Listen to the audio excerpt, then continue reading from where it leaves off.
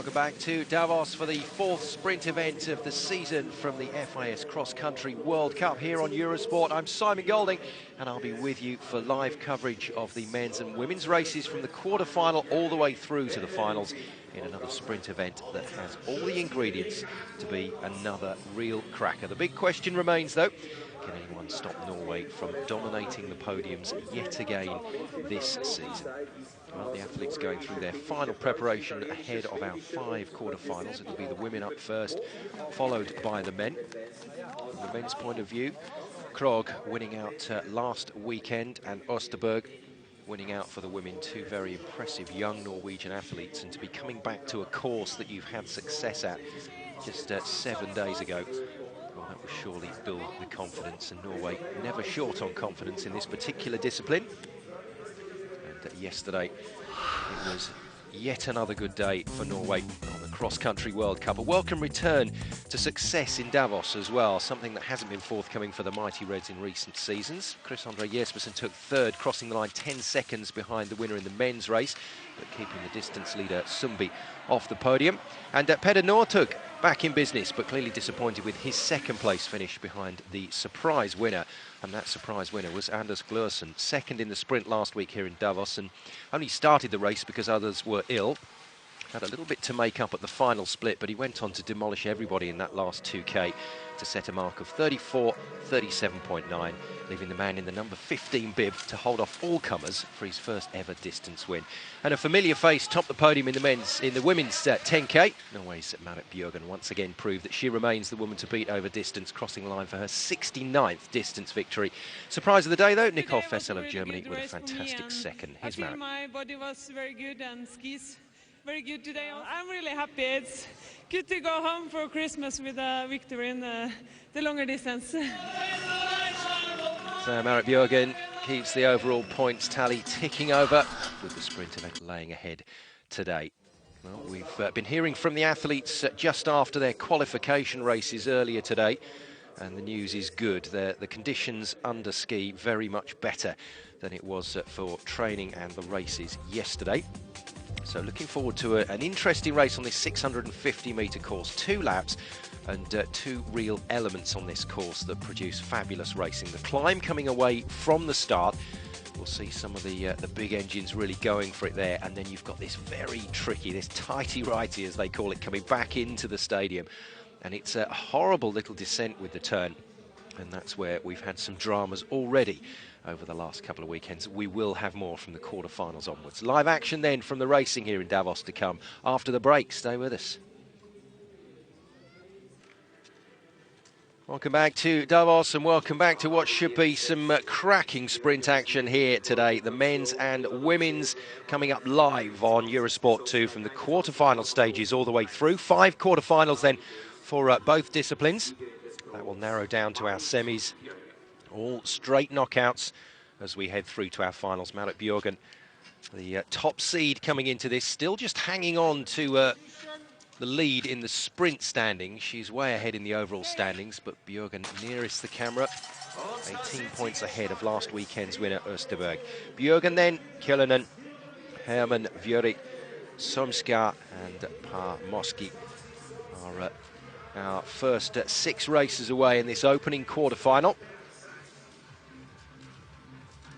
Bjørgen taking a more aggressive line than we saw in some of the races last weekend. She did seem to be a little concerned coming into the climb and kept herself out of trouble there. And that did cause her a few problems, just never really gave her a shot at a sprint at Osterberg in the final, so had to settle for a place off the podium. But this time round, that first key right-hander into the climb, climbing away from the stadium, it's a chance for those athletes that feel in great form to really give it some. And then over the top of that crest, coming back down towards the stadium, the athletes on this 650-metre course in full view of the crowd for the whole of the race. And that's what makes it even more exciting here. Then that long drift down into this very tight right-hander, and that's icy today. Keegan Randall was saying she thinks we'll see some spills in the quarters, and nearly coming out the back door, that was Makokske, and first lap completed, but already that right-hander showing is that it can be very, very tricky. And Bjørgen looks comfortable, just keeping herself out of trouble here and deciding to go with her. Denise Herman looking in good shape in the sprint so far this season. Herman taking over in second position from, looks like 20, which is Gaia Vueric of Italy. It is. Gaia Vueric then in third position. Top two qualify, plus the fastest losers. And you could get two fastest losers from one heat, as happened on a couple of occasions last week. So if it's a quick heat, then you need to be in a third or a fourth position to give yourself the maximum chance. And Bjørgen showing no signs of letting up here. So Bjørgen and Herman comfortably away, Norway and Germany. And Vueric back in third place. She's going to have to work very hard here to keep off the attentions of Pamakoski. Bjørgen with a very comfortable lead, gliding in, gives it a nice wide berth to cut tight to that line. That's the way to ski that corner, but she's not under pressure. And Herman doing a very similar thing. So it's going to be Norway and Germany. Marit Bjørgen, the sprint leader, moves through to the semi-finals just ahead of Denise Herman of Germany. That's your 1-2. And then Solmska manages to get ahead of Vueric. Kilonen and Pamakoski skied out of it on this occasion. So Vueric a little disappointed to finish in fourth, but we'll see what the time ends up as. But for the moment, we know Bjørgen and Herman definitely are through to the semi-final stage. Osterberg, incidentally, has qualified. She goes in our fifth quarter-final, last weekend's winner. And another great sprinter, Maiken Kaspers and Faller goes in the next heat. So some really big names through to this quarter-final stage.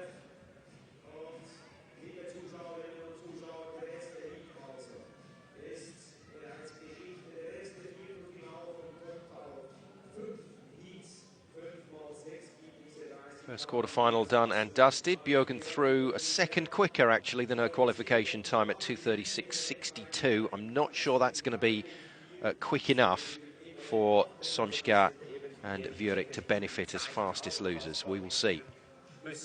Next up, then, Maiken Kaspersen-Faller goes in this one as the top seed. Bib number 4. We've got Sandra Ringwald of Germany. Bib at number 7, Katja Wisnar, another good sprinter from Slovenia. Bib 14, Jessica Diggins, done very well to get through from qualification to the quarters.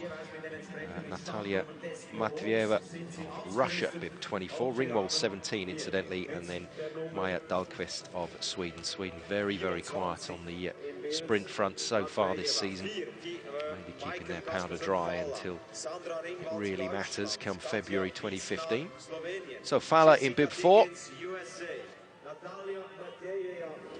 Next lane.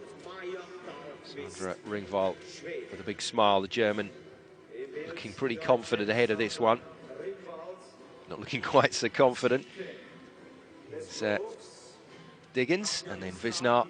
Well, if you were looking just on paper, you'd be saying Faller Wisnar from this one, but with so many little areas of this course that can literally trip you up, you never quite know. All it takes is a couple of fallers and you could be looking at a very, very good result for yourself, and Ringwald and Diggins will be hoping to stay in there amongst it. So Dahlqvist, 27, nearest the camera, 24, Matvieva to complete the lineup. And fully expect to see Faller go off at a pace here. Just outside her, though, Matvieva has dived for that inside line. So Matvieva in bib 24 is going to do nicely here, coming up to the first right-hander to the climb. And it's all about whether Faller can actually get past her, which it looks like she's going to do. And Faller is going to attack on this first climb. Just try and get a bit of separation, get a bit of safety built into this heat, and doing exactly the same thing. Coming right across the track, Katja Wisnar. That's a great effort from the Slovenian to position herself well. But Matvieva sticking with that inside line. She's going to have to hope she doesn't get caught here. Very easy to get boxed in on these shorter races. And in the end, Matvieva has had to let Wisnar go through into second. So our two form athletes, Faller and Wisnar, 1 and 2. As we come through to the first Negotiation of the right-hander coming back to the stadium. You can see how upright and cautious the skiers look as they come round there. And at the moment, Jessica Diggins just getting skied out of it at the back. So Fala and Wisnar break right-hand side. So as soon as you come round the right-hander into the finish zone, you break right-hand side, carry on down the straight and rejoin the starting area. When this second lap comes to its conclusion, you'll notice the athletes break left and dive for the finish line. So a nice little pack following here. Jürgen's time of 2:36.62 will be relevant as we go through these quarterfinals in terms of fastest losers. And Jessica Diggins has clearly decided it's time to pick the pace up, and Matvieva paying for her early endeavours. Third position at the moment is Ringwald of Germany, being chased very hard there by Dahlqvist. Dahlqvist breaking Ringwald down and moving into third position ahead of the descent. But still no changes for our top two, Fala and Wisnar. Fala tucking in. Great racing line. They'll take it out wide to the left-hand side and then dive back into that tight inside line for the right-hander. And both she and Wisnar round that safely. Nobody too close behind them. So Fala from Wisnar for the finish. This is a powerful effort from Dahlqvist to get back on Wisnar. And Wisnar having to work hard there. And maybe Dahlqvist has done it. It's a photo finish and Wisnar was caught napping there. That is a quite superb piece of racing from Maja Dahlqvist of Sweden. And, well, Katja Wisnar will be kicking herself, and she never got any momentum into that one. And, whoa, that is as close to a dead heat as you're going to get. That's going to take some separating, but that was a superb effort from Dahlqvist. I just wonder whether Wisnar was just switched on enough to get a more balanced finish and get that boot across the line first. Well, it took Dahlqvist time to get going, but a very nice move from the Swede, going wide and out past Ringwald on the last climb. That's the first climb where they really sorted the positions out. Fala leading from the front, never looked in danger at all. Negotiated the course well in a time of 2:38.69 though, so Björgen's heat may be one of the better heats. Sonsha and Vjurik should, well, they will hold third and fourth in that qualification process. Fala over the line. Wisnar getting caught out badly. Might just have been the wrong ski there for Dahlqvist. Coming off balance and well, that's as close as it gets, and Wisnar has been caught napping. That is a mighty scalp from Dahlqvist, and Wisnar might be gone. It's a slow time. Well, drama already at the finish line. Maja Dahlqvist pulling off a fabulous finish in the second quarter-final. So far, Björgen, Hermann, Fala and Dahlqvist through.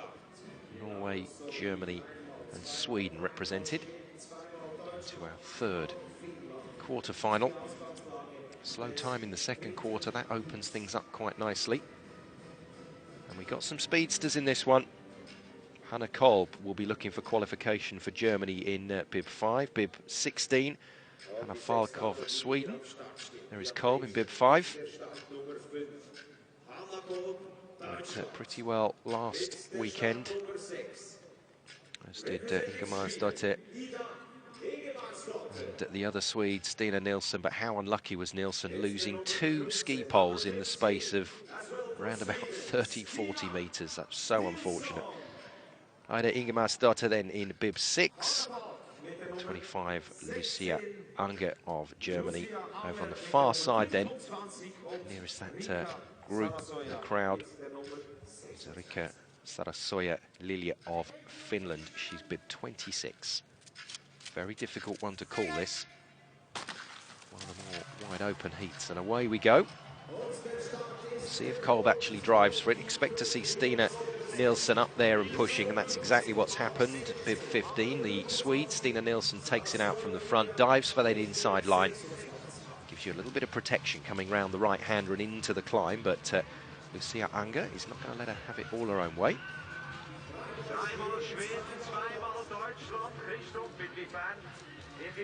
Ingmar's daughter as well, taking over from Unger. So the two Swedes emerging in top spot for the moment, with Hannah Falk, the third of the Swedes, really pushing for position.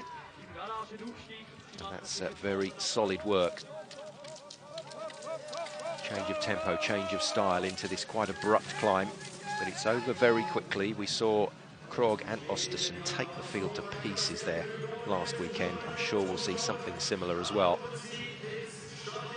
Week's a long time though in elite sport. Many things can change. You can pick up a cold, a virus, not sleep particularly well, training doesn't go well, and things do change. But Krog and Osterberg must be amongst the favourites, and very tentative from Falk around the right-hander. Hannah Kolb has done nicely. Stuck to a rigid inside line there as the number 5 bib from Germany, Hannah Kolb. No dramas either, and she's come out in a decent position here. And now what she's got to do is be very careful against the 3 Swedes that are dominating the front. Taking over on the pace setting now. It's still Stina Nilsson alongside Hannah Falk. So 15 and 16. Ingmar's daughter just dropping back into that third position. As Sarasoja Lilja from Finland tries to find a bit of a line. Oh, mix up there from Nilsson. Very similar place, actually, to where she broke a pole last week. So that won't have fond memories for her in the final. She'll be wanting to atone for those problems. She really has got the bit between her teeth. This is a mighty close quarter-final. Nilsson then getting herself a little bit of breathing space here into the descent. That means a much cleaner opportunity to get round the right-hander. And Team Sweden just closing the door on everybody. Kolb is going to have to rely on her speed coming off of this turn. So the right-hander, then they break left into that finish area. Well negotiated in the end by Nilsson. And this is a great push from her. And a very good push as well from bib 16, Hannah Falk. So Sweden successful. Very, very comfortable from Nilsson. Fingers crossed for her that the poles last out this week. And another slow one, 2:39.71. So an indication here then that Björgen is in terrific form. After yesterday's win, her confidence will be high. Nilsson then from Falk is our final result. And Ingmar's daughter and Kolb, I think, are going to be skied out of it on time, but that second, third and fourth position changed on a number of occasions, and unfortunately for Kolb's point of view, she got boxed up. Just couldn't find a way through to attack from the front, and Ingmar's daughter just couldn't find the gas to hold off the challenge of her teammate Hannah Falk. So Sweden from heat number 3. Much better conditions for the racers under ski today. You can be a lot more focused on what you're doing. I think the end of the pole's gone again, you know. That's bizarre. Clearly Nilsson has a problem on that right side with the way she positions the poles. Keeps skiing over them, but Nilsson and Falk through without too many dramas.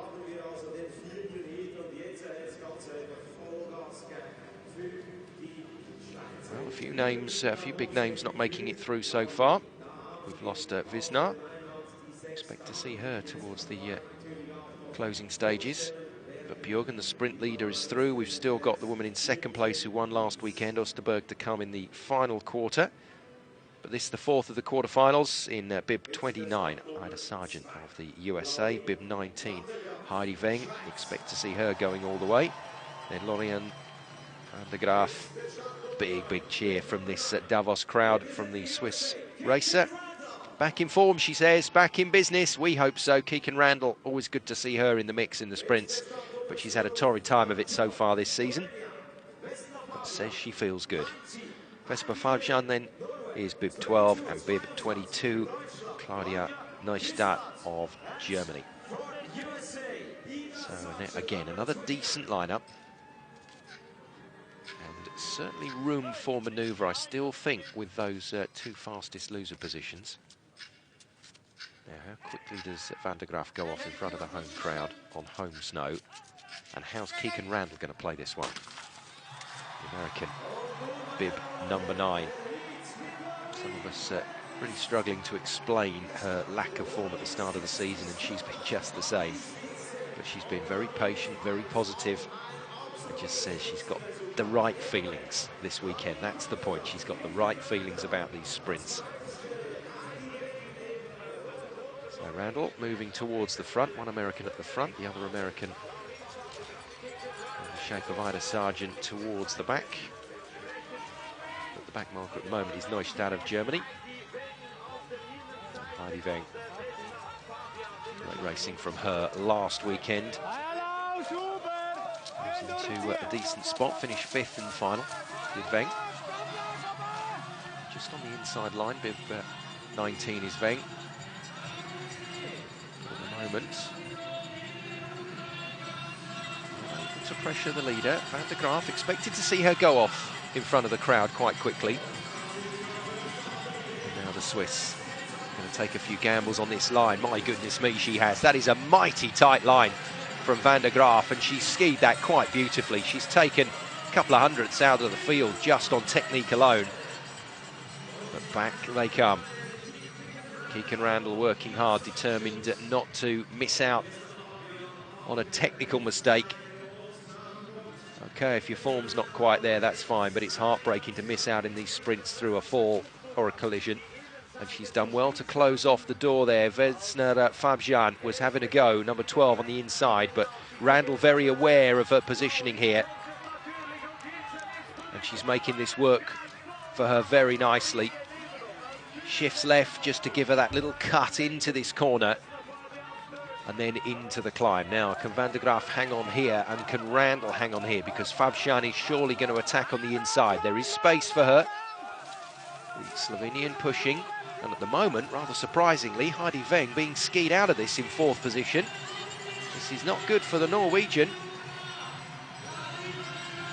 Final descent. There are our luckiest losers. Sanchka and Visnar managing to get a fastest loser courtesy of that photo finish. When she got caught out by Dahlqvist, I thought that might be the end of her, but she may still sneak through. Hundredths of a second in it when the calculations have been done. And to the line.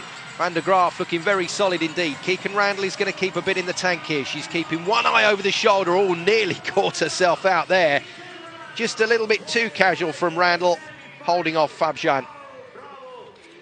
2:38.3, slightly faster time than some of the heats apart from Bjørgen's heat. Good racing, very good racing from Van der Graaf. Made a decision to hold everybody off, and it worked. Took it out from the front and stayed in the lead.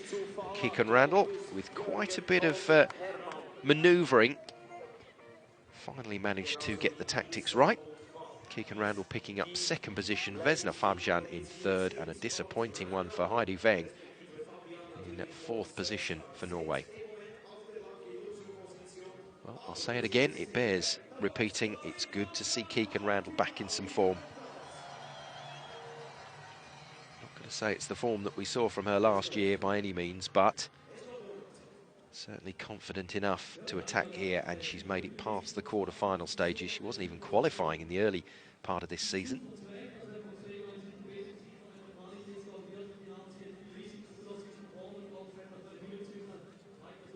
But let's hand it to Van der Graaf. Very, very good ski. I did like the way she controlled everything from the front, and that first right-hander was beautifully done. Gave quite a bit, but worth it in the end. So she goes through. Randall in 2nd goes through, and Fabjan's time will still be in the mix by the looks of it.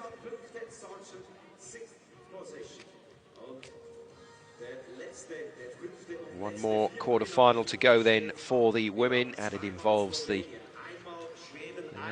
Norwegian racer that gave us so many thrills last week, Ingvild Flugstad Osterberg. Brilliant racing from her. She goes bib 3 and comes to this weekend saying that she still feels absolutely fantastic after that first World Cup sprint victory last weekend. Let's take you through our starters then. Bib 18, Charlotte Kalla. A very, very good sprinter, but Sweden still trying to find their feet this season. There is Østberg of Norway. Such a great win last week and putting the pressure on alongside Bjørgen, the two fastest times in qualification. Sophie Caldwell, USA, they've got a lot of athletes through to the quarter-final stage. No arguments there from them. 23, Alenka Jabasek, and bib 28, Nika Reisinger, bib 13, Kertu Niskanen. Well, they've got it just right, haven't they, with these sprints, the musical build-up, just heightening the tension. And then race after race after race. It is fabulous to watch. So good solid challenge here from Slovenia, but will they be quick enough to be in the mix to attack that finish line? It's doubtful with some of the quality. Now, we'll get an early indication here of just how good Østberg is feeling. Along with Krog in the men's event last week, this first climb was their own. This is something they owned. Trying to stop her from owning it. Bib 13, Kertu Niskanen, but can't get on track with Østberg, and neither can Sophie Caldwell of the USA. So they all have to settle second, third, and onwards as Østberg gallops, just gallops up that hill, and it's a very good effort as well. Looking in super form is Sophie Caldwell, the American in second place, living with the Ingvlid, no problems at all, and these two have hammered it. Absolutely hammered it on the first 400 metres. Big snowplow into the right-hander. In third position, it's Kalle of Sweden. This is a fast heat as well, so if Kalle can keep herself in third, every chance here of a fastest loser spot because they've gone off terrifically quickly. Østberg parallel with the finish zone as they climb gradually to this first tight right-hand turn into a 30-metre climb away from the stadium. Thought Caldwell lived with her really nicely, but let's hope Caldwell hasn't given a bit too much on that first climb because Kalle has moved ominously into third. And she's not thinking about fastest loser time anymore, is Kalle. She's thinking about second, and she's got Caldwell here. Caldwell running out of steam, I'm afraid, as Kalle powers past her. Østberg just keeping the same rhythm. And that is a tremendous effort from Kalle. I'm afraid Caldwell skied out of it and doesn't look like she's got much left in the legs there, but great effort from her in the first two-thirds of this race. There are our fastest losers at the moment. Somskar has managed to kick Wisnar out of contention. And around the corner we go. These two home and dry. No need really for any dramas. Østberg determined to hang on to top spot just to keep that draw for the semi nice and smooth.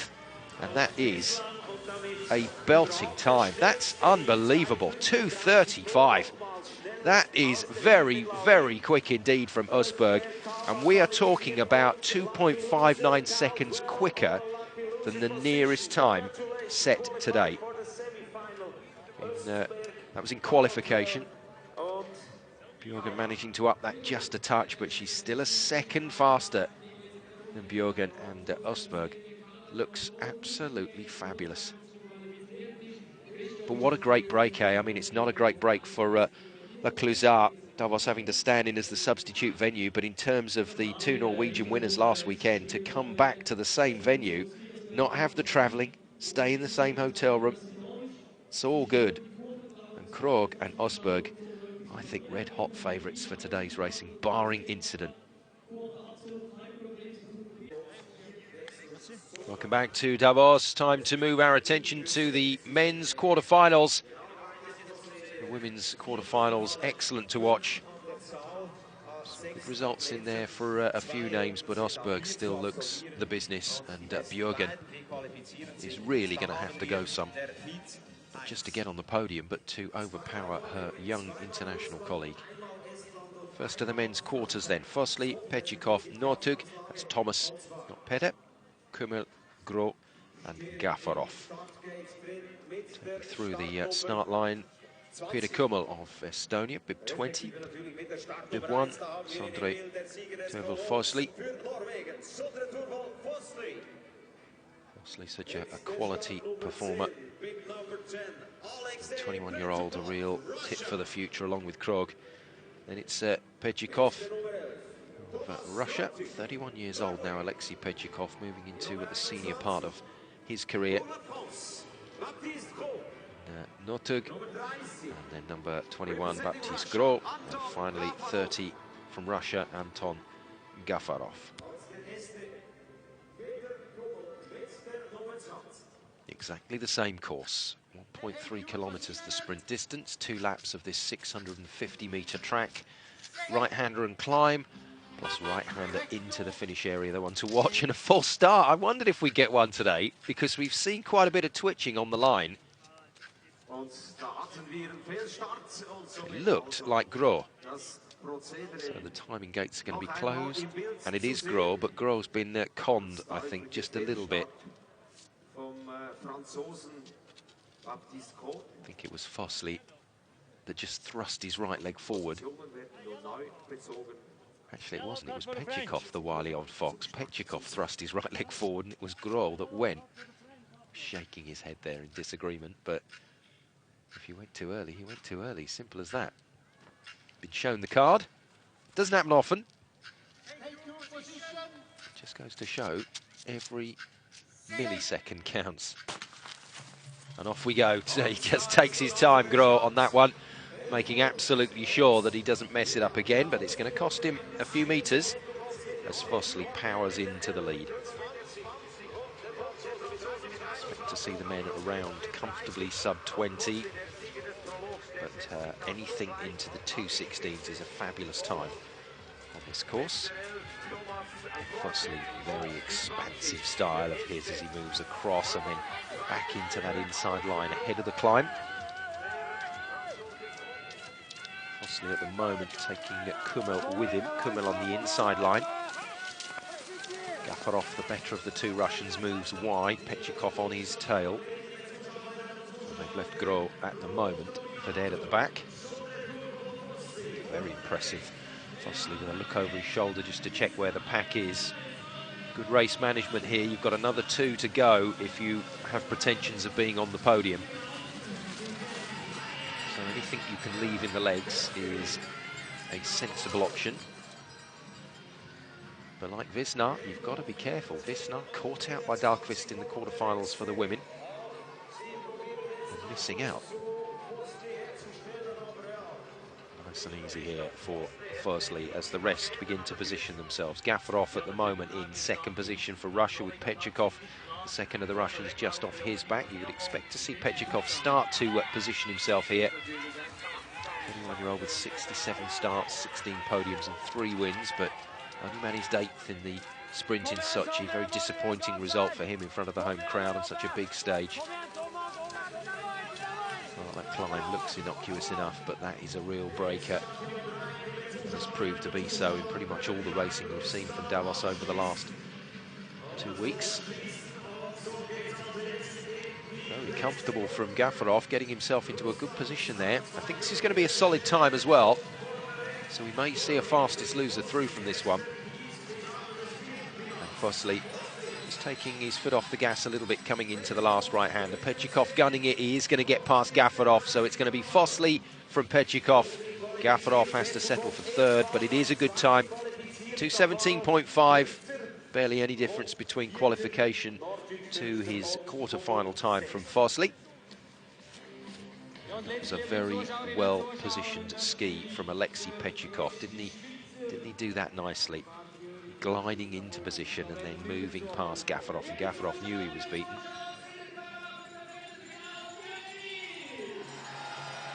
Already had a very, very close finish in some of the racing this weekend. Diving for the line. Every chance we'll see more of that, and spare a thought for Gros of France. Poor old Baptiste with the false start and just didn't recover from that. Took an age to go through the timing gate. When the gun finally went off for the second time, he was so concerned about getting the suspension. Confirmation then, it's Fosley from Pechikov, Gafarov and Gros. Well, maybe Baptiste Gros still stands a chance because it was a quick heat.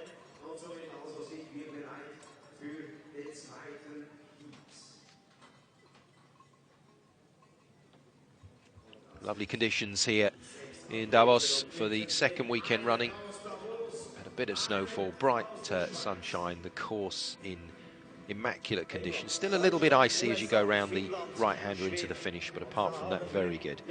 So number 17 is Eisselar of Germany. Number 4, one of the favourites, Emil Jonsson, to go through to the next stage, along with Marty Gillet.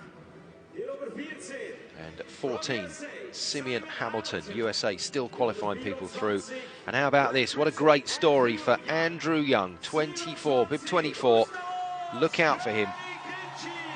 And Yuri Kinchi gets the applause of this Swiss crowd, very popular athlete in front of the home fans. His Kinchi did pretty well last weekend.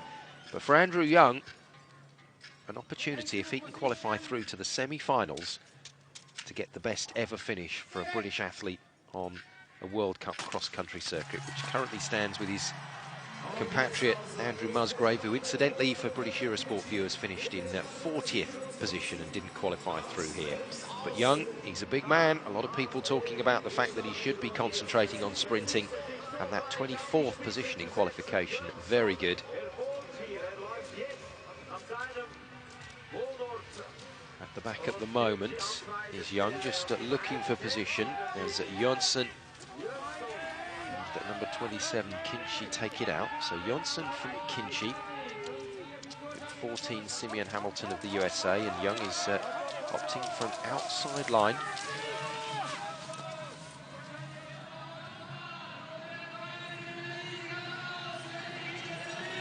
Solid enough so far, though, from Jonsson. The form man, with a great pedigree in sprinting.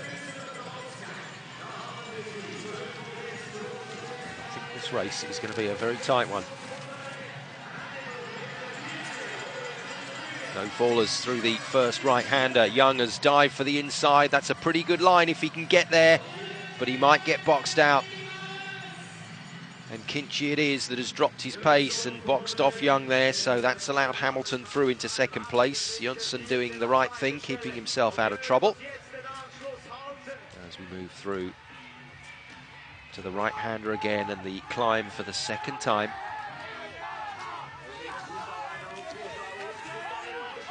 Young dropping right to the back, I'm afraid. Let's hope that he doesn't have a recurrence of the heart issue that he has that can see him grind to a halt on occasion. But no, he really is putting in a big shift on that climb once more. The problem that everybody has that is not going to finish top 2 in this race is that the first quarter-final was a fast one from Fosley, and Gafarov and Gros' time at 2:17 and 2:18 respectively will be competitive. But for the moment, no problems for Jonsson. Jonsson leading it out comfortably. Kinchi being roared on by this crowd, but he's not going to be able to get past Jonsson. Too much experience. And that is a fabulous result for Kinchi again. He loves racing here in Davos. So Jonsson and Kinchi, 1 and 2. Young has to settle for 4th position, which still technically puts him in with a fastest loser shout, but I'm afraid at 2:20.22 from Jonsson, that is not going to happen.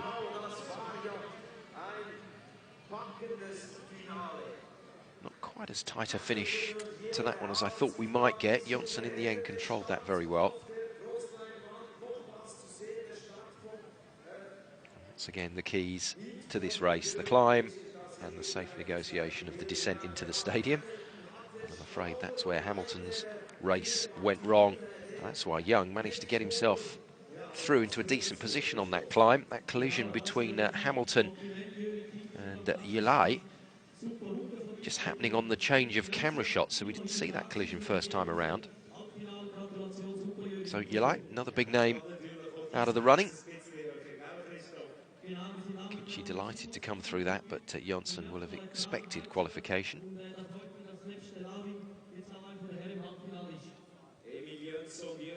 Result confirmed, and also confirmed that Young despite a fabulous day so far today, just skied out of a fastest loser position.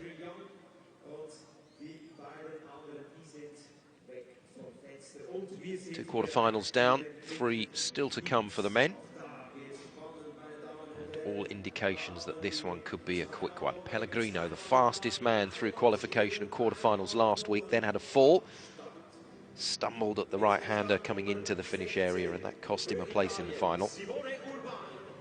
Bransdahl, the former sprint leader until Krog took over, will also be quick. There is Pellegrino, bib 5.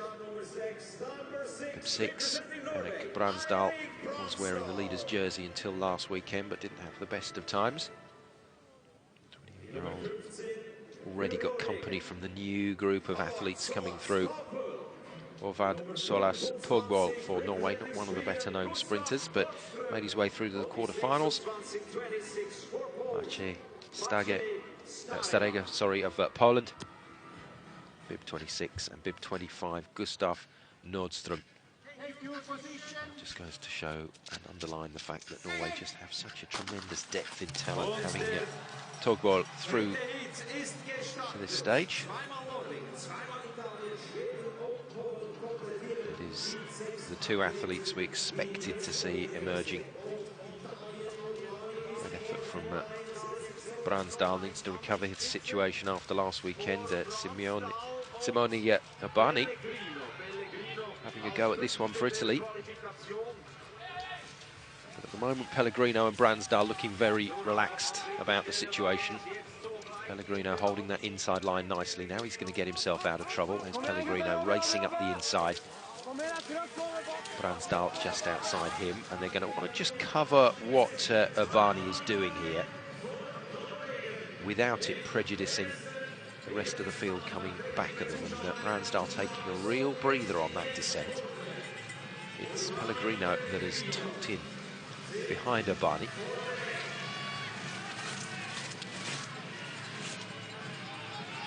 Very, very wide line from Nordström. Got some work to do to get himself back in it. How long is Urbani in the 16 bib going to be able to hang on to this? Well, not long enough from his point of view. Teammate Pellegrino comes flying past him. Takes Bransdahl with him.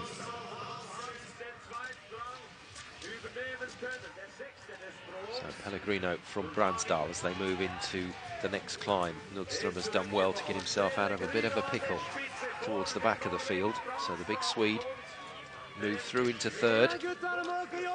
And Togbol of Norway still trying to compete. He's going to push it hard on this climb, is Togbol. And he's giving Nordström a run for his money here, moving into joint 3rd position with Nordström. Pellegrino, though, Bransdahl, the 2 favourites to come through from this race. And then it'll be down to fastest losers. And Bransdahl taking a bit of a risk on that inside line, and he's been caught out. Erik Bransdahl in all sorts of trouble here as Pellegrino picks it up. That's a fabulous ski from Togbol around the outside. Nordström dropping back to 3rd, and that's a real shocker. Wow, that is a big, big result here in Davos. And that is not expected, and another big seed has been caught out near the finish line. Pellegrino proving that if you want to win these things without drama, you stay at the front. That's what he should have done last weekend and didn't, and he came to grief in the semis. And now, dramatically, Erik Bransdahl looks like he's come to grief here in these quarterfinals. My goodness me. 4th place then for Bransdahl, behind Nordström. Togbol, all that work he did on the 2nd climb to get level with Nordström paid off. And then he took a gamble. He took a massively wide line and just skated it round quite beautifully, while Bransdahl got trapped on the inside, couldn't get away, and just had no speed, no impetus coming into the final part of this sprint. And that could be the biggest news of the day. Bransdahl skied out of it, and the former sprint leader is going to come away with nothing from today.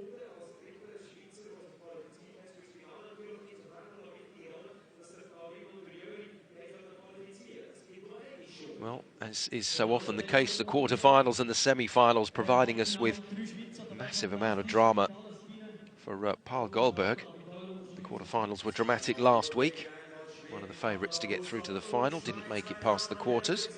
And we've seen Erik Bransdal, the former leader of the men's sprint, disappear in quarter-final 3, caught out in the closing stages. So 22, Nikita Kryakov, another form man that could pull something out of the bag today. Kalle Halvorsen, good effort yesterday in the 15K. Expect to see something from him today alongside Paul Goldberg. You'd have to say Halvorsen and Goldberg favourites to go through from this one. But Roman Schad hoping that the Swiss fans can lift him all the way around the 2 laps of this 650-metre course.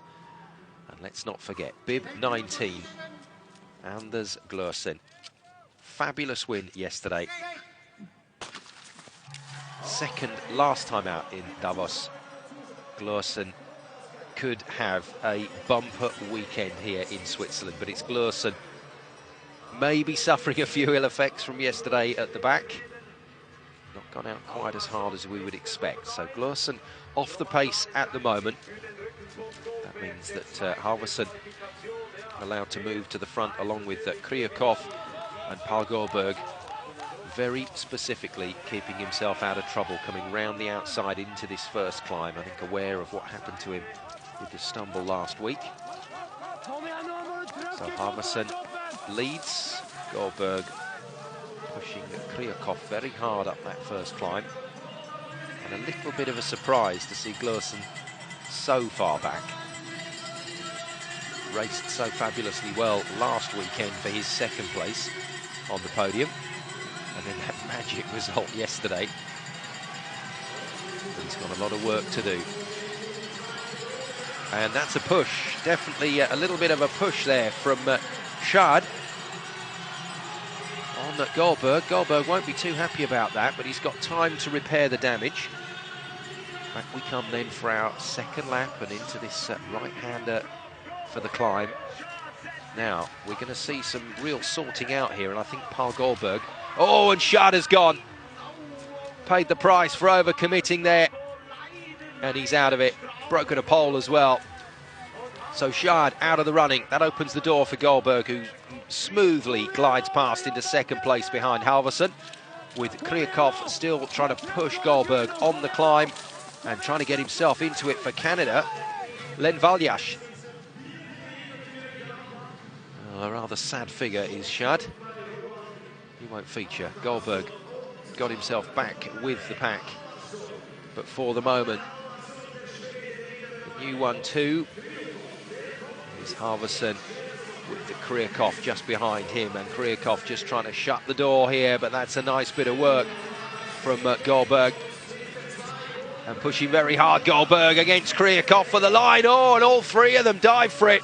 That's a photo between Halvorsen and Kryakov, and Goldberg might just have been skied out of this into third position. And those fastest loser slots very quick from that exceptionally fast first heat. Well, this is not a place for the faint-hearted, is it? The sprints on the World Cup. There is absolutely no room for error. That is a really tame effort at the line from Goldberg. And Schad, rather embarrassingly, skis back into the finish area. Just got it wrong, didn't he? He didn't seem to collide with anyone else, but he had given Goldberg a little shove on the first right-hander in that first lap. Real frustration, no way back from there. And Roman Schad out of it.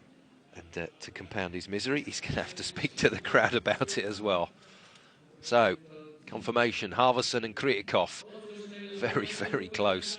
Halvorsen just got the nod. But Paul Goldberg, well, another poor weekend for him. And Glursen can't repeat yesterday's brilliance. Final quarter-final to come. Features the man that I think comes into the racing this weekend, Finn Hagen Krogh, with the best opportunity to double it up from last weekend. Östberg for the women looks in superb form, and the new sprint leader as well looking solid. Finn Hagen Krogh then raced hard yesterday for his 5th position ahead of Sundby. which has helped his overall standings no end. But will it have benefited for him for today? Johan Edin then, bib 8. Bib 13, Nikolai Morilov. Bib 28, Dusan Kozisek of the Czech Republic. And a little play with the camera. Bib 13 is Morilov, my apologies. And then bib 23 is Jesse Cockney. Great name, great character for Canada.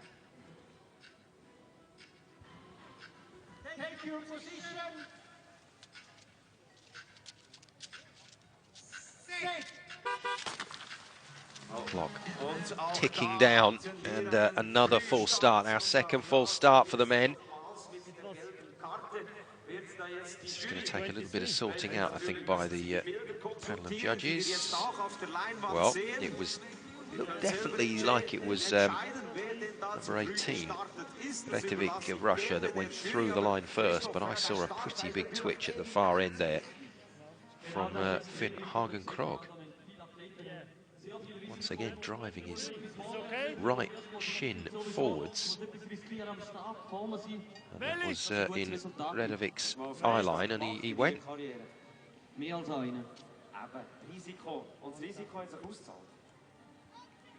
happens so infrequently, they don't have an official card by the looks of it. So the folded paper's going to have to do the job for today, as the athletes wait to see who's going to get this one. Well, that's foxed us all. So 23, Cockney, nearest the judges, gets the card. And that will keep the Canadian a little quieter at the start now. Away we go. All the men just making sure they get their powder dry on that start. That will affect the time overall. We'll see whether Krogh does what he did last weekend. He was a machine when it came to that climb. Easily the most impressive athlete coming off the first right-hander. But he's got company here. The big man from Sweden, Edin, and the big Russian as well, Retovic. There's some big units in this race. Krogh is by no means the taller of the athletes, so he's going to have to work hard to keep himself out of trouble. And look at this from Edin. Edin throwing himself into that climb, and Krogh having to give it absolutely everything because he is determined to stay out in first position. First spot, stay out of trouble. That's Krogh's policy, and if you've got the speed in the legs to do it, why not? First entry into this right-hand turn, Krogh giving it a nice wide berth. Edin skipping onto the inside line once again, making Krogh work.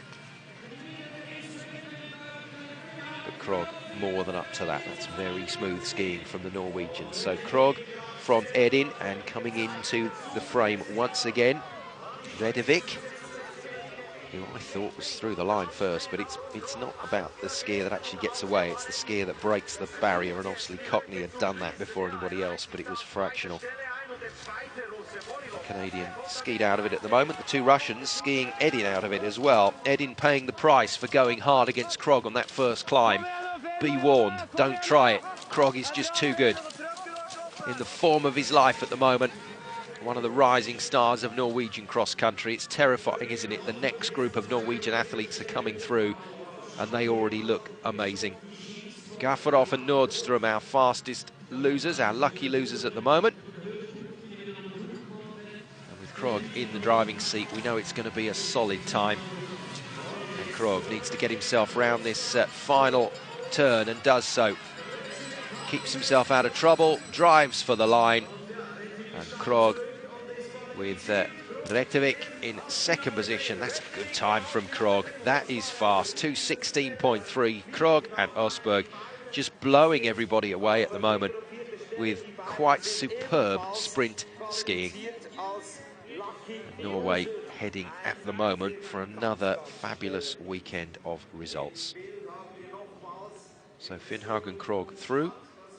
Gleb Retovic definitely through, and with the time in that quarter-final being quick,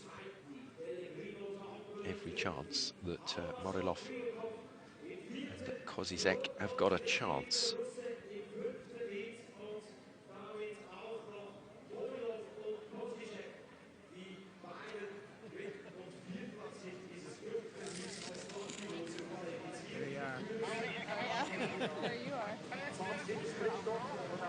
Plenty of Norwegians through, plenty of Americans through. Everybody, though, looking to convert to decent points from this one.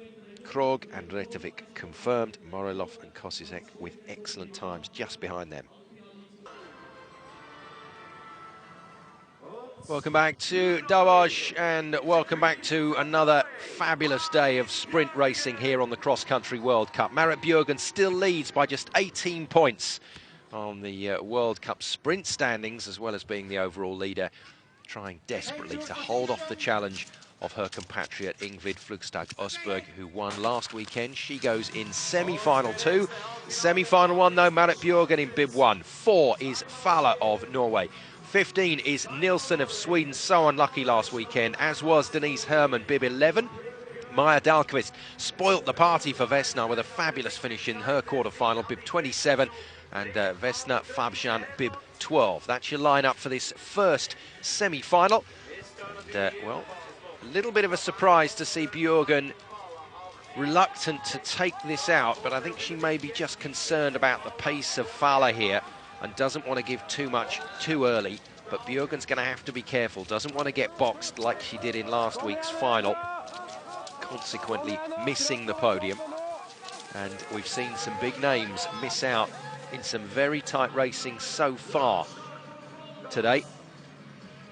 Bjørgen be another victim. Surely her experience will not let her get into too much trouble here. So Faller leading it out from the front. Nilsson, who really does deserve another shot at the final, in second position with Herrmann in third. Oh, and a little stumble there from Faller. She nearly went. That's taken all the speed out of her skis, and it's almost like a static start again for her, and that's led everybody back in this, and Bjørgen has seen her chance to get out of trouble. So Bjørgen moves wide to go around Denise Herrmann. Faller has managed to pick up the pace once again, but that will have taken a little bit out of her as Nilsson just tucks in behind her, and that could have been a problem for Nilsson as well, as when Faller stumbled. Easy to be brought down by the skier in front of you. There is not much space to manoeuvre, and Bjørgen just about manoeuvring herself in to third position. 2 winners automatically through to our 6-person final, plus the 2 lucky losers, the 2 fastest losers from the semi-finals. And Bjørgen climbing hard, but climbing into the back of Stina Nilsson at the moment. And Faller, after that little stumble, has recovered very well indeed, but she's going to be mighty cautious coming up to this right-hand turn for the second time. Good glide from Faller. Good ski preparation allows you to look smooth, and the Norwegians have obviously got it right, because Marit Bjørgen as well carrying some speed, and she's going to shunt Nilsson out the side here. That's good work from Bjørgen, holds that tight line, and she's going to go for Faller as well. That is experience. Now the drive for the line, and Nilsson has come back at the pair of them. Brilliant racing from Nilsson and Bjørgen. It's going to be those 2 at the line, and they've skied Faller out of it. That is a phenomenal result from Nilsson, and deserved after her form last weekend. No surprise to see Nilsson up there. Bjørgen fashioned the most amazing situation for herself, almost from nothing. Made a silk purse out of a sow's ear, as they say, but then found herself in a straight sprint over the last 50 metres, and wasn't Nilsson quick. That is brilliant work from Nilsson. And Bjørgen and Faller, well, Bjørgen looks to have got that by a toenail. That is a magic race, and Nilsson will be delighted. Bjørgen very, very close to problems here. Did not go off hard, Bjørgen. Decided that coming across from that lane all the way over to the right-hander was too much work too early. So settled in for a positional race and judged it almost to perfection. Got caught behind Herrmann, got caught behind Nilsson, and then in the end manoeuvred herself quite brilliantly to that inside line. But in terms of speed across the finish area, straight line speed, she was struggling against Faller. She certainly struggled against Nilsson, and Nilsson's pulled off a cracker. So Nilsson is through, Bjørgen through. Faller and Fabjan are going to have to wait on those fastest loser times. Herrmann and Dahlqvist, 2 great racers, but neither of them through. Well, a lot of fun here in Davos, and the drama continues into our second semi-final. Bib 18, Charlotte Culler going very well so far today for Sweden. She's got Hannah Falk, also of Sweden, in this race with her. Those two looking in solid shape. But this is the woman they've got to beat. Ingrid Fludstad Østberg, a second quicker than anyone else in her quarter-final race. Lorien van der Graaf, will she be the joker in the pack? A little bit like Roman Shard, she's had the crowd on side making a lot of noise for her, but she really did race well in her quarter-final, brought it home quite beautifully. Keegan Randall, what a fabulous second semi this is. All sorts of permutations on this result. I think it's going to be Østberg in front and then a real bum fight for that second place, and a bum fight between a group of athletes all perfectly capable. So Hannah Falk, the second of the Swedes, and the second of the Americans is Sophie Caldwell. Done very well to get to the semi-final, Caldwell. So whatever position she finishes with, it's going to be good points. But my goodness me, what a race. And with the quality behind her, I doubt Østberg will do anything other than drive it for the front. So watch Østberg go in the number 3 bib. Yes, good sprint away from the start. Excellent speed alongside Van der Graaf, who's also quick in those first few metres. Now it's about the Østberg engine as we move to the right-hander into the climb for the first time. And no surprise to see Østberg taking that first position. Get to the front, stay out of trouble on this course.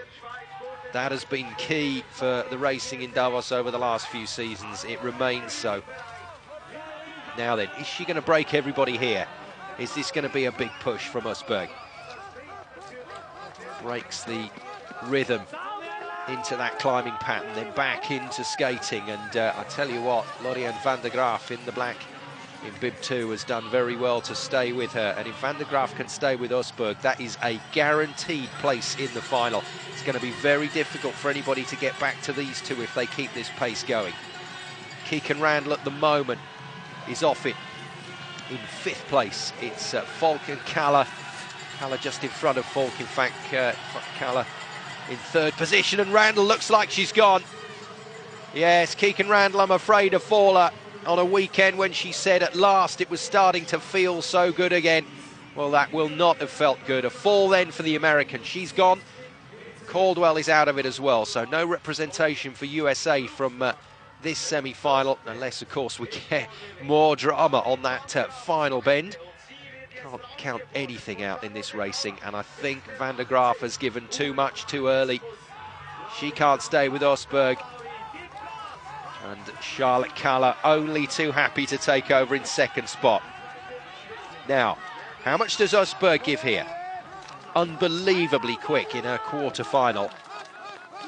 Still looking very strong indeed, but she's going to want something left in the tank for what is going to be a very, very tricky final race. Van der Graaf getting all the support she needs from this Davos crowd, but it's not working for the young Swiss. And Østberg glides down for the last time as the other fella and Vesna Favjan wait to see what's going to happen. And interestingly, Østberg just allowing Falla to come past her, wants to make super sure of it into that last bend. I'm quite interested to see that as Østberg picks it up for the sprint to the line. She let Kalle through very easily, and nearly Falk getting back in touch with her, but Falk and Van der Graaf in a quick heat coming across the line in 3rd and 4th. They might be okay with that, but Kalle and Østberg are definitely through to the final. And interesting that Østberg took her foot off the gas. Now that's a couple of seconds slower than her quarter-final heat. So does that mean Østberg is tiring, or are we going to see her just come back so strong for the final, having by her standards almost rested up a little bit? Final cheer then from this crowd for Van der Graaf. Good racing from her today, but, well, just found out what it was like to try and live with one of the big names. Spare a thought for Keegan Randall. Back in business after a really torrid start to this season, and then has to suffer a fall at the right hander that has claimed quite a few victims over the last 2 weeks. Now, that's where Østberg let Kalle through. I think, you know, Falk and Van der Graaf are going to be okay, because that was a quick heat. That was 2 and a bit seconds quicker than the first heat. So Volk and van der Graaf should be through to the final. And there is confirmation. So van der Graaf will keep going despite looking really upset, walking away to the finish area. She's done it. Nielsen, Kalle, Bjørgen, Østberg, van der Graaf, Volk. That's your final for the women.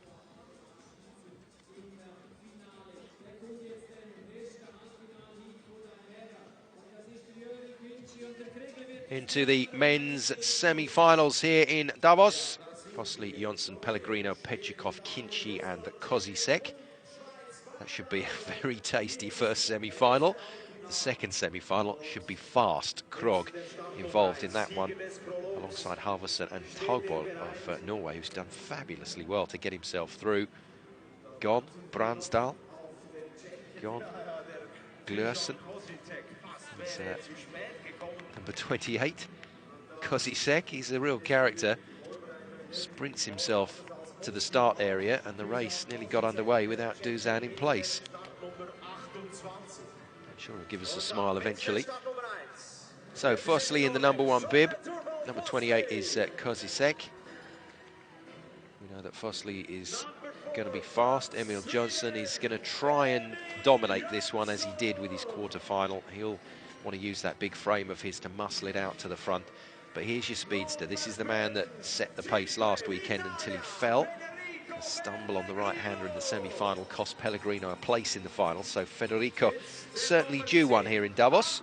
And number 10, Alexei Pechikov. The experience in the race. Pechikov will look to manufacture something for himself if he can. And again, possibly the joker in the pack, Yuri Kinci. Loving it here in front of the home crowd. Loving racing in what has been some superb sprints here on this course. Expect to see Pellegrino go for this one, but also Jonsson. I don't think Jonsson will want to be caught in the pack. I think he'll want to be working this to the front, Jonsson. And there he is in the white bib doing exactly that along with Fosli. Pellegrino skied out into 4th at the moment.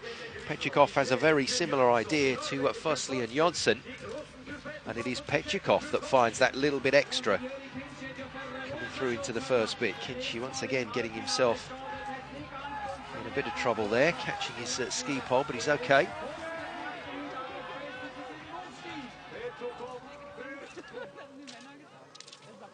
Pechikov dominating this first climb ahead of Fosli. Pellegrino, massive amount of body movement to try and get the speed into the skis and get himself ahead of Jonsson, and it's worked.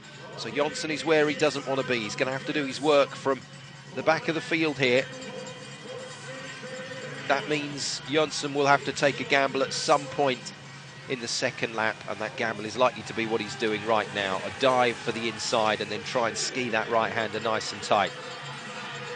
Pechikov looking smooth. Fosli looking equally comfortable in second. Arms and legs, Pellegrino all about the action is the Italian, but he can fly. Same sort of body shape and similar style, if not as smooth as Krog, but he's positioned himself well here. Jonsson holding off the challenge of Kozisek and Kinci, so they've dropped to the back now, leaving Jonsson a clear run, but 4th position and a lot of bodies to get past. Just a reminder, top 2 qualify, then the 2 fastest losers who can come from one single heat. And it's time for Fosli to make his presence felt. Fosli just glides past Pechikov. Pechikov looking a little bit tired there. Jonsson will have seen that. Now, can Jonsson find himself a position? Can he dive for the inside and get himself set for this sprint? Pellegrino looks like he's going to be out of it again in a semi-final. 4th position at the moment. Fosli, no trouble whatsoever coming round that right-hander and into the finish area. It's going to be Pechikov against Jonsson, and Jonsson coming like a steam train, and Pechikov just kept an eye on it. Oh, that was really naughty of Pechikov. Just looked at the side to Jonsson and then just said, okay, I'll just extend the boot now. But has he done enough? Because that was a flyer from Jonsson. No problems from Fosli. Look at Pechikov go there. That's just enough, I think, from the Russian. But that was cheeky. because Jonsson threw everything at that finish. Pechikov in perfect control, perfect balance. And if you're going to lunge for the line, you want to be balanced. You don't want to be falling to the side because that'll drag the boot back.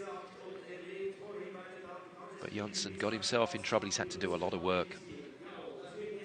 And if he does get through as a fastest loser, he's given a lot in this semi-final.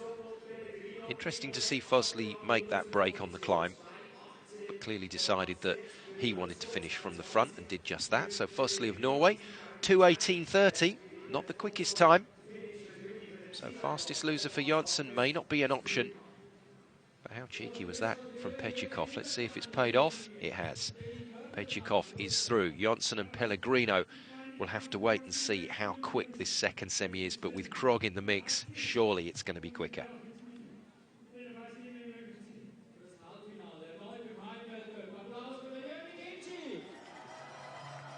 Our new sprint leader is the main man in the second semi-final, has looked in fabulous form again here in Davos. Great race yesterday in the 15K for Krog, and he's looking very good so far here today. So Krog in the red bib as the sprint leader. Togbal really did ruin the day for a few racers in his quarter-final. Very good management of the race. Halvorsen, big frame Swede, will be looking to get himself into that front pack and dominate. Gleb Retjevic, very good racing from the Russian so far to get through to this semi-final stage. Same applies to Nikita Kryukov with that little bit more experience. And 13, Nikolai Morelov. 3 Russians, 2 Norwegians, 1 Swede in this second semi, but it's surely going to be all speed with Krog.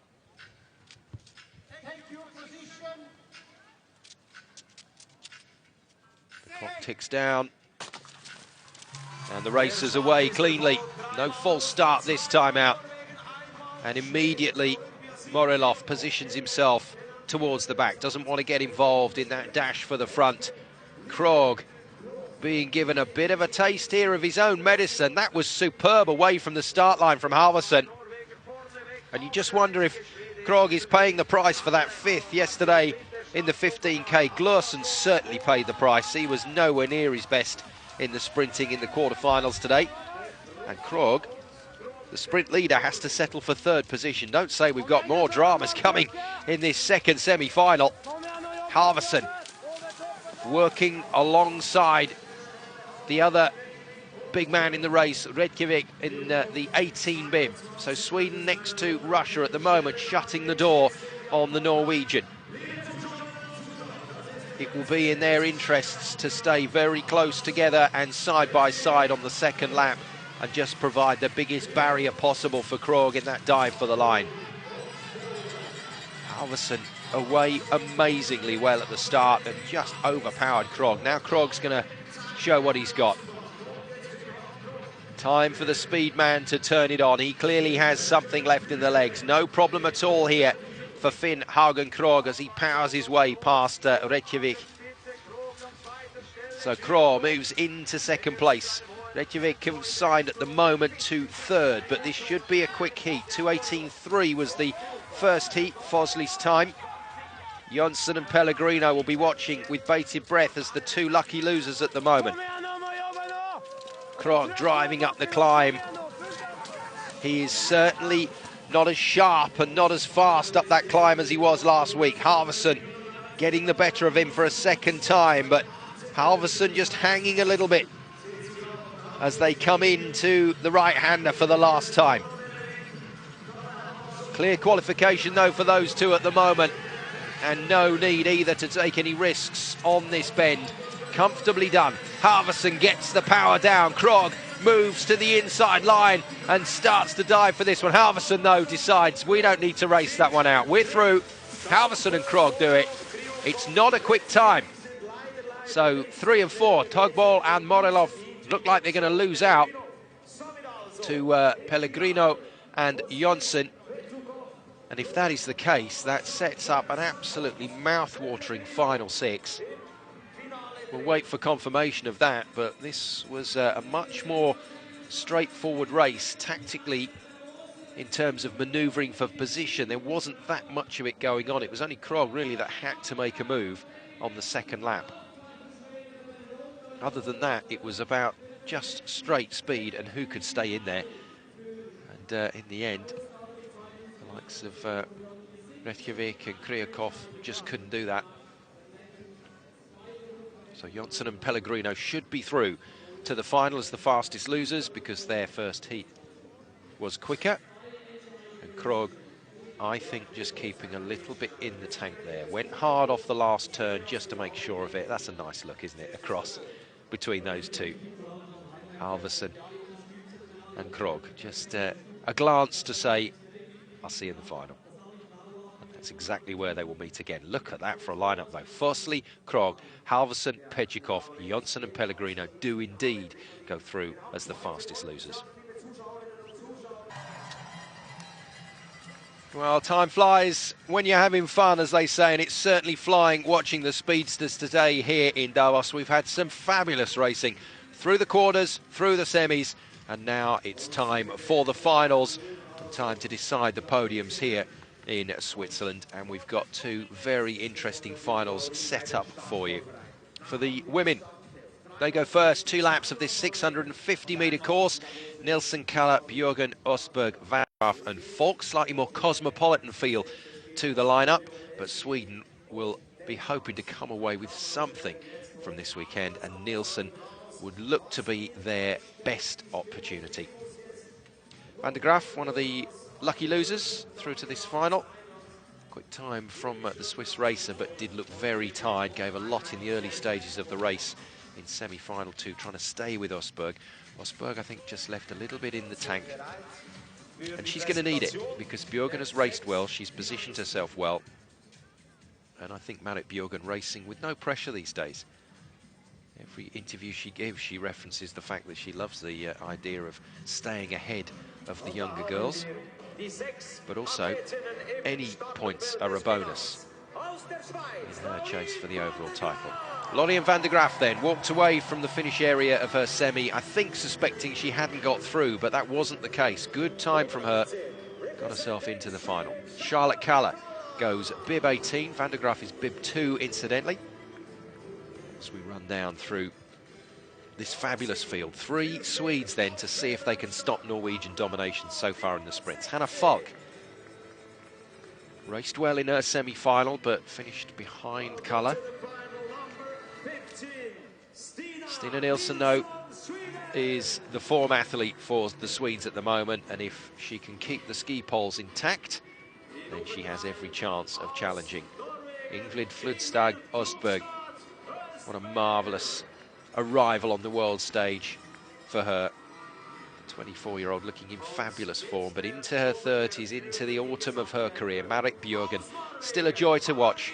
Winner yesterday in the 15K and looks super strong today. She doesn't have the speed in her legs. If it comes down to a straight race over that last 50 metres, I don't think she's got the speed in her legs. So it's how she manages this race in order to get into a position to attack. She's next to Østberg, so Østberg will surely try and arrive at the climb in first position, but she's got a lot of work to do to get across the track in order to achieve that. Bjørgen won't get involved with that. Bjørgen will just settle into a line that gives her sight of the leaders and a good position. And Nilsson has gone hard again on the inside. So bib 15, Nilsson moving level with Bjørgen, and Østberg at the moment just marginal leader. It'll be increased as they reach this right-hand turn, and Nilsson on the inside line as well has to slow her pace, so that won't have helped. Much more free-flowing drive into this climb for Bjørgen. Took that wider line and managed to slingshot into this attack on Østberg. And she's doing very nicely here, Bjørgen, and there you go. There's the tactical decision from Bjørgen. You want to win this, you've got to beat me, and she's going to make this as tough as she can for Østberg. Østberg with a decade less experience, and that does count in these situations. You have to believe that.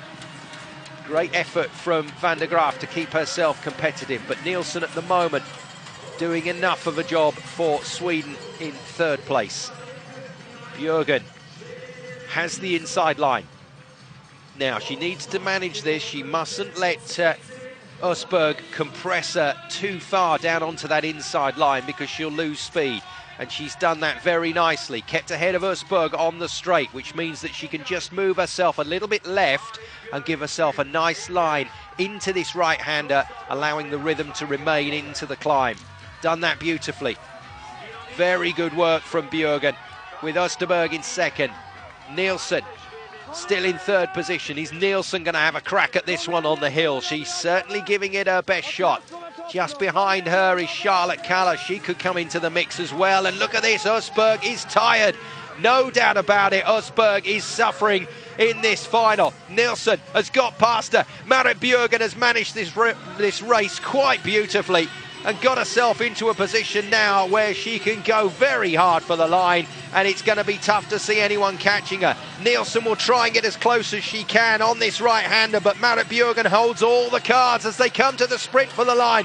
Björgen looking for yet another victory on the World Cup Tour, and it's going to be hers here in Davos. Fabulous result, the double for Björgen. Nielsen takes a fabulous second, and Østberg, after winning so brilliantly last weekend, has to settle for third. Two Norwegians then on the podium. Nielsen in amongst it. Kalla fourth, Falk fifth, Van der Graaf in sixth, but Björgen has just managed that race quite brilliantly. She obviously knew Østberg was suffering, and she timed everything she did to absolute perfection. Let Østberg go hard against Nielsen early on in that race. Let her burn off some energy there, and then positioned herself quite beautifully to come through on the descent, on the turn, and kept that going through the straight. Quite fabulous ski racing from Marit Björgen. Stina Nielsen, after last weekend's tremendous disappointment with the ski poles, that is a thoroughly deserved podium for her. Wonderful second, and good to see Østberg still smiling. She'll be hurting, she'll be disappointed, because she did run out of gas there.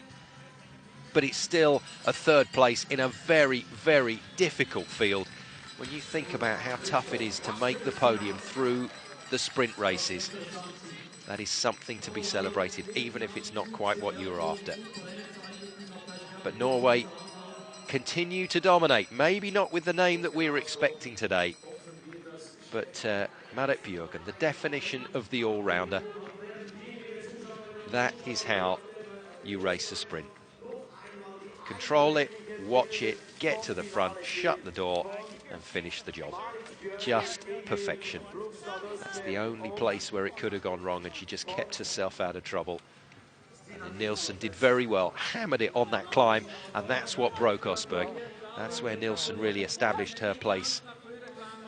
And then none of them could get back to Björgen. She just gave herself a nice 10-meter cushion, and that was always going to be enough.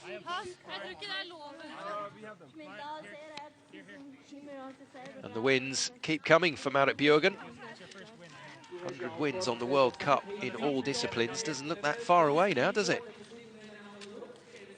That's tremendous stuff. Well, it's a very close tour. You're travelling for a good number of months alongside athletes, and it's great to see that they can still be that sporting crossing the line.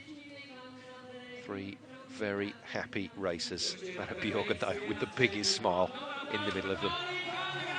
And for yet another weekend on the World Cup Tour, the Grand Dam of cross-country racing has held off the youngsters once again for a fabulous victory. Well, we might get a chance to hear from Marit. Been a very, very good weekend for her here in Davos. A couple of wonderful early Christmas presents for Marit Björgen. She's confirmed as the winner here in Davos. We'll take a break there. Welcome back to Davos. Let's hear from the winner of the women's race, Marit Björgen.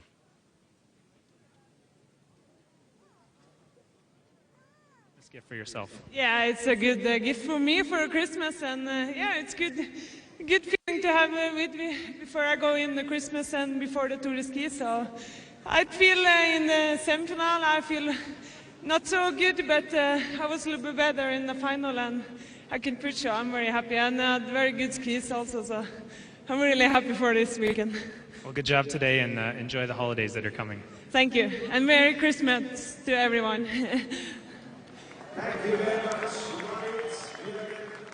Great stuff. Classy. That's the way to describe it. Very, very classy. Well done, Marit Bjørgen. Another fabulous win.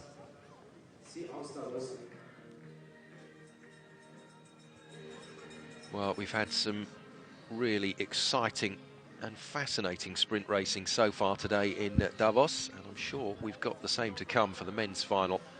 Women's final, an absolute cracker. Marit Bjørgen will maintain her position at the top of the sprint standings and will extend her lead in the overall standings with yet another win. For the men, though, well, firstly, Krogh, Halvorsen, Pejčíkov, Jonsson and Pellegrino. So 2 Norwegians, 2 Swedes, Russia and Italy. But Norway, just like the women, remain dominant in the sprint events so far this season. Pellegrino handed a bit of a second go. He didn't race particularly well in the semi-final, same as last week. But last week was a technical issue. He came to grief when he misjudged the right-hander and then just tripped. In the semi-final today, Pellegrino just looked a little bit like he was out of gas. Emil Jonsson had to give a tremendous amount to get a fastest loser spot in his sprint for the line with Alexei Pejčíkov, who managed that situation with cool calmness. Kalle Halvorsen looks in good form. Fosli looks in very good form for Sweden and Norway respectively. And Finn Hagen Krogh, well, that's the man that leads the sprint standings at the moment. He should be able to increase his lead again today.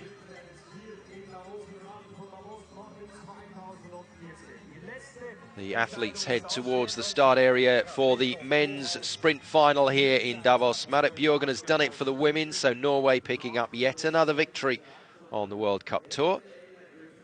But here in this men's final, 2 Swedes, a Russian and Italy trying to stop Norwegian dominance, but Fosli and Krogh looking in fabulous form once again. The only thing I'd say is, rather like Østberg in the women's race, Krogh just looked a little shaky in the semi-final, didn't quite have as much in the tank as he would have liked. However, it's possible that it can all change with that little bit of extra adrenaline for the final. As Marit Bjørgen said, she didn't feel great in the semi, but felt wonderful by the time she came out to the final. And they've had a little bit of a break here of the lads. So Krogh, I still think, amongst the favourites. The man that leads the Sprint World Cup standings at the moment. Just looking down those standings to see where Fosli is. He's on 74 points in 6th position. As we introduce you to the athletes for the final. There's the favourite, Finn Hagen Krogh. Great racing last weekend, great racing so far in Davos, both in the 15k and the sprints. Bib 1, Sondre Døvel Fosli. Great pedigree in sprint racing. It looks very, very cool at the start line. Bib 9, Kalle Halvorsen. We'll see what sort of support he gets from Emil Jonsson and vice versa. Between the two of them, that's a big unit to get out of the way. And if Jonsson and Halvorsen can get themselves together at the front of this field, I think that's what will open this race up. But we'll see what Krogh's tactics are. Fosli has been looking very sprightly away from the start line as well. And surprisingly, Pellegrino, in a couple of the heats so far, has been found wanting for speed, has had to rely on lucky loser berths to get through to this point. And there we go, there's the man that could change everything, Pejčíkov, with his tactical awareness. Can he get himself into a position in this race to cause problems for the rest?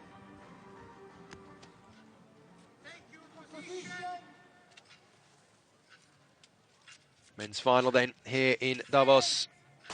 Pejčíkov nearest the camera. Is he going to make the sprint across the track? Is he going to work hard to get over onto that inside line? He is working very hard, along with the number 4 bib, Emil Jonsson, getting himself to the front. And interestingly, Krogh not interested at all. Last week, Krogh broke everybody on the climbs. This week, he's going to try and be in a racing position that allows him to use his flat speed at the end of the race, and that is a massive risk when you've got some big men to get past. Pechikov takes over in the lead then. That's a gamble from him. He's come a long way across the track. Extra meters in the legs already for Pechikov, but that's a nice climb. And Halvorsen alongside Jönsson, I think, is a good situation for Sweden. That's certainly going to make things tougher for Krog, who's at the back of the field at the moment.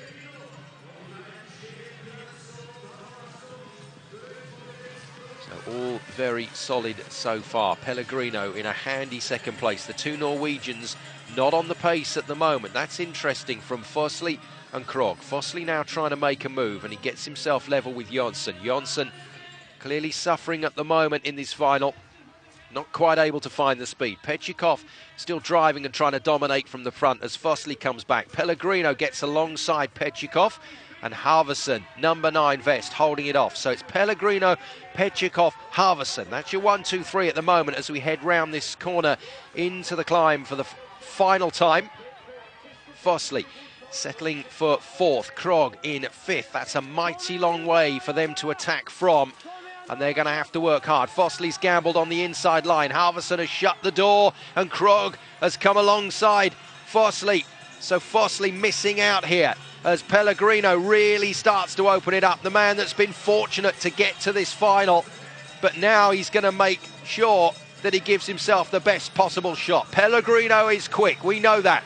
Comes off the final right-hander and positions himself well against Pechikov. Pellegrino's going to get the pick of the lanes here, and diving for that inside is Fosli. Pechikov trying to hold him off, but it's Pellegrino with the win. Another dive for the line. Pechikov from Krog, not Fosli, my apologies. So Krog getting himself through and onto the podium. But Pellegrino, no doubt at all. That's a superb race from the Italian. And what a way to make the most of your lucky loser berth. And let's take ourselves back 7 days to when Pellegrino was setting blistering times on this sprint track here in Davos. I think this is thoroughly deserved from his point of view. And the dive for the line, Pechikov not as balanced this time. Well, superb effort, wasn't it, from Krog, because he was a long way back from Pechikov when he went for that. And that is going to have to be sorted out by the judges, but complete and utter delight for Pellegrino. Great effort from Pechikov, controlled that race well, managed the situation to the best of his ability. Krog left with just too much to do in the end. Fosli and Jönsson and Halvorsen all skied out of it. But from Italy's point of view, great result for Federico Pellegrino. And in terms of the neutrals' view of the World Cup at the moment, Norway have been railroaded in their domination of the sprints. But a smiling Krog has picked up podium points, so he will remain at the top of the standings. Pretty sure of that. I don't think Pechikov has done enough to get back at him. And Bransdal and Northug and Glorsen nowhere near the finals today. No, that's wonderful to see, isn't it? Mustn't forget all the athletes put in those thousands and thousands of hours in practice and development, making the sacrifices you need to make to race at this level.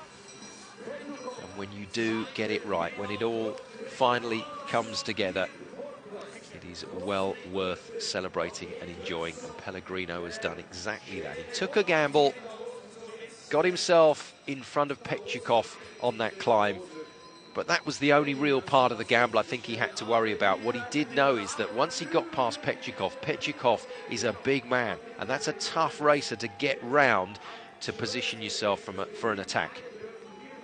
Krog so nearly managed to do it, but he almost had to make an S shape here. He had to go wide round past Halvorsen, who made it as tough as he could. Fosli had missed out by that point, and then Krog had to come all the way back across to the inside line, and maybe those extra meters were what cost him in the end.